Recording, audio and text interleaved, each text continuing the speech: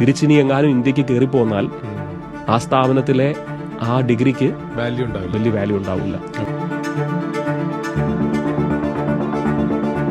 ഫ്രാൻസിലൊക്കെ നമ്മൾ പഠിക്കാൻ പോയിട്ടെന്ന് പറഞ്ഞു. അവിടെ എന്താണ് ഏറ്റവും കൂടുതൽ നമ്മൾ പഠിക്കുന്നത്? France actually is A very good country for engineering in its public institutions. പക്ഷേ ഇവിടുന്ന് കുട്ടികൾ പഠിക്കാനായിട്ട് കൂടുതലും പോകുന്നത് ഫാഷൻ, ഹോസ്പിറ്റാലിറ്റി ആൻഡ് ബിസിനസ്. ഇതിന് മൂന്നിനും കോമൺ ആയിട്ട് പറയാവുന്ന ഒരു കാര്യം ലാംഗ്വേജ് ഈസ് ഇമ്പോർട്ടൻറ്റ്. ഫ്രഞ്ച് പഠിക്കണം. അപ്പം പഠനത്തിന് വേണ്ടിയിട്ട് ഫ്രഞ്ച് പഠിക്കണ്ട, പക്ഷെ അവിടെ സക്സസ്ഫുള്ളി നമ്മൾ പറയില്ലേ പഠനം എന്ന് പറയുന്നത്, അവിടെ പാർട്ട് ടൈം ചെയ്യണമെങ്കിൽ ഫ്രഞ്ച് വേണം.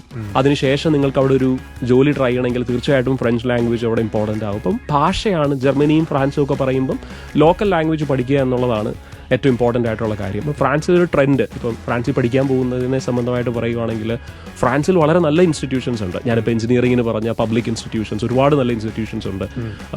ഈ ബിസിനസ് സ്കൂൾസ് പറയുമ്പോൾ ഇപ്പോൾ ഫാഷൻ്റെ പ്രോഗ്രാമുകളോ അല്ലെങ്കിൽ ബിസിനസ്സിൻ്റെ പ്രോഗ്രാമുകളോ റൺ ചെയ്യുന്നതിൽ അതെല്ലാ ക്വാളിറ്റിയിലും ഉള്ളതുണ്ട്. അതായത് ഒരു നിലവാരവും ഇല്ലാത്തത് തൊട്ട് ഏറ്റവും ബെസ്റ്റ് ഇൻസ്റ്റിറ്റ്യൂഷൻസ് വരെ ഫ്രാൻസിലുണ്ട്. അപ്പം നല്ല ഇൻസ്റ്റിറ്റ്യൂഷൻസ് പറയുമ്പോൾ ട്രിപ്പിൾ അക്രഡിറ്റഡ് ഇൻസ്റ്റിറ്റ്യൂഷൻസ് പറയുമ്പോൾ ചിലപ്പോൾ ഫീസ് ഹൈ ആയിരിക്കാം.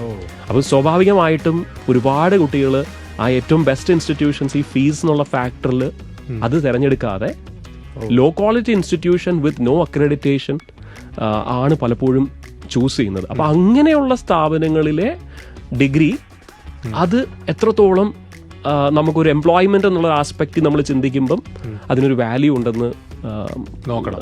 അത് പറയാൻ പറ്റില്ല, കാരണം അത് അവിടെ ഒരു റിസ്ക് ഉണ്ട്.